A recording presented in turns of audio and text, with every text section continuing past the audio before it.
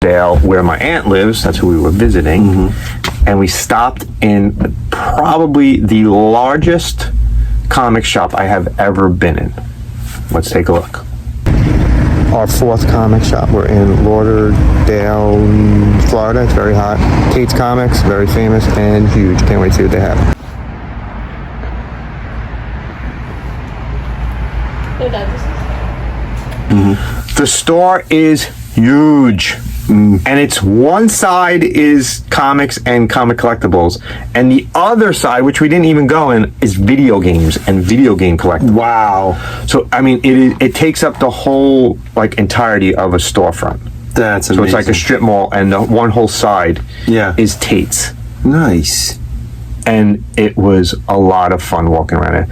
In that one, we had a lot more time because we had already got to where we were going. My wife stayed behind. Me and my youngest drove to Tate's, and just we went crazy in it. It was so much fun. There was a kid in there with his dad, and as we were walking around, the kid was walking around, and every turn he was like, "Oh wow, oh wow, oh wow," and he couldn't stop. Like, I want this, and it was funny. He was like 8 years old, and it was so funny just listening to him, because it was what I was saying in my head. Like, I was like, "Oh wow, oh wow," and he was just going. He was like, "Dad, look at this, Dad, look at this," and it was absolutely fantastic. They had, that's great. I mean, they had stuff like they had Justice League Unlimited statues. Unfortunately, it was ones I have, but no stores I've been in lately have these. They had some really rare graded comics. Hulk 181. They had the famous Wolverine one. They had a Spider-Man 300, which was a 9.8. I think I have Spider-Man 300. Spider-Man 300 is a great issue. Spider-Man is a big deal. It's the foil cover. They used it with the foil cover. Oh, I'm thinking 30th anniversary. You're thinking 30th anniversary. Spider-Man 300. I might have 300. Is a big. That's a big deal. But they had. Where Aunt May dies? No, it's a Venom one. Oh, okay. It's a McFarlane Venom. It's McFarlane starts in 297. Okay. But 300's like the big issue. Big deal. Yeah. Okay. So these, I mean, they had tons and tons and tons and tons of comics and tons of old toys. So they had a whole section dedicated to each of your classic toys. Yeah. Masters of the Universe. Figures. Vehicles. Play sets. Transformers from all the generations.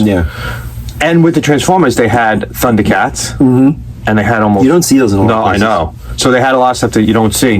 This must be the place in Florida where people go and sell their collections, because they had a lot of stuff from different eras. That's like the Transformers were from a whole bunch of different generations.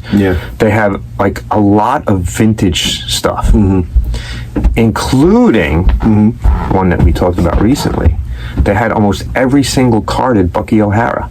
Really? Which I have never seen. Wow. In a comic book store. I've rarely even seen those. And in real life. Had every one, and the funny thing about it, and they were carded, and it was like three of the same of the thing. And I was like, wow, did these guys like buy a toy store?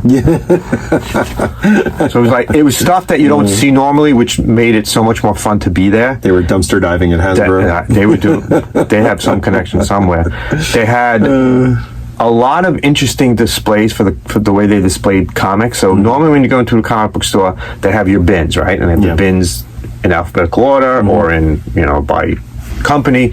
They had sections where they had one whole section on, instead of being wall books, it had like a theme. So it was all first appearances.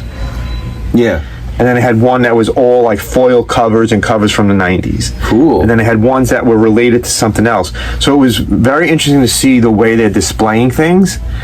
They had new comics that were like ridiculous. The wall was huge. They have every single title. And I kicked myself because I should have looked for Captain Canuck, which is just coming out and I can't find it anywhere. I didn't think of it till afterwards.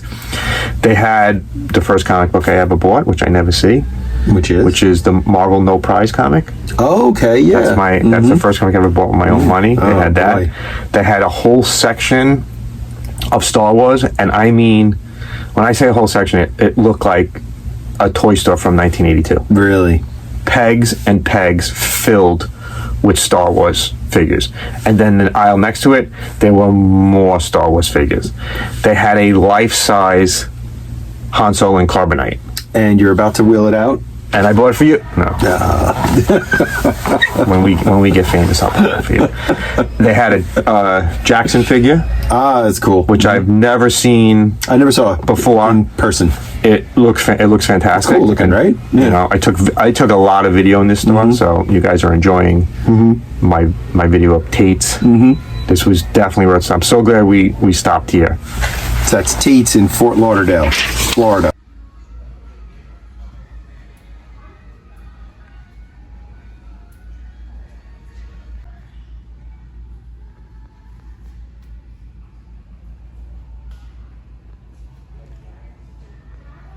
I was gonna say I don't do this one. Let's say that again when I hang this up. I have more stuff to talk about. Still? Yeah, there was Brian. This place was like, you wouldn't believe how big it is. I'll show you some of the video. Go ahead now. So again, we're talking about Tate's in Fort Lauderdale, Florida. They had a whole section of Marvel figures, both old and new. So they had all the way from Toy Biz to the current figures they're selling. They had a whole section of DC figures. They had Justice League Unlimited figures. Again, find anything? That's ones I had. It would have made my trip if I would have found one of the 6 that I still need. They didn't have any of the ones I needed, but they had a lot. They had a lot of DC figures, a lot of Marvel figures. They had an entire section dedicated to Godzilla.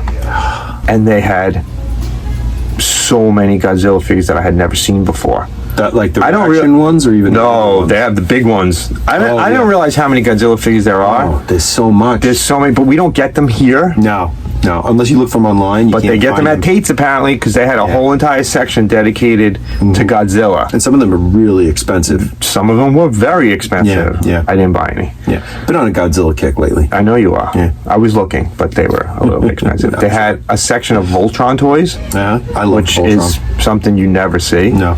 They had a section of Star Trek toys, which you find at conventions and odd places, but you don't see them in a lot of comic stores. You do not see Star unless Trek. it's the new reaction stuff. No, it was the old stuff. It was the old figures, and like those the old Galoob and the old. That's exactly what it was. What was the second company that did them? I don't remember. Did Playmates do them? Playmates. It was Galoob and then Playmates. Yeah. I had the Playmates Borg. There's some awesome on my desk in college for years. When they took them right from like episodes. Yeah, those are great. I had a bunch of them. I sold them years and years and years ago. Yeah, that was a great one. They had a nice setup where they had a original comic book art page, and they had the comic with it. Oh, nice. From like the 60s and 70s, so not new stuff, old stuff. The story's just the way the story's laid out. Original art from the 60s and 70s with the comic that it appears in. Yep. That's a very smart way to do it. I've never seen anything like it. I was like, that is what you want, because if you're going to get that framed, that's how you get it framed. And the layout was brilliant. It was. I never would have thought of that. Absolutely fantastic the way they display their stuff. Makes me think about some of the original art I have and what I could do with it. It was the whole entire experience was very inviting. It was a very inviting place. And I bought some stuff there too. Not much. I was so overwhelmed. I was just like one of those. It was like a convention in a store. I did buy some more books though. So I bought DC Comics, a series that I'm collecting, number 52. It's the first appearance of Ambush Bug. I'm a fan. I like Ambush Bug. Yeah. I know he's a joke in a lot of things. Superman and the new Doom Patrol. Yeah. And it's Ambush Bug's first appearance. So I saw that and I was like, you know what? I gotta get that. Nice. And I bought one that I think is gonna be big. I never thought about buying it before. It's new X-Men. Number 115. It's the first appearance of Negasonic Teenage Warhead. Yeah, and it's a Grant Morrison book. And she's going to be in the MCU soon, probably in Deadpool. Well, in the next Deadpool, right? Yeah. So I was like, you know what? $15. It was on the wall, and it was in this section of first appearance. I never would have even looked at this book, and I was like, you know what? And it's great cover art. I'm going to pull the trigger. I'm going to pull the trigger on this. So I bought this one, and I bought the Ambush Bug. Then I bought a couple other ones just from the bins.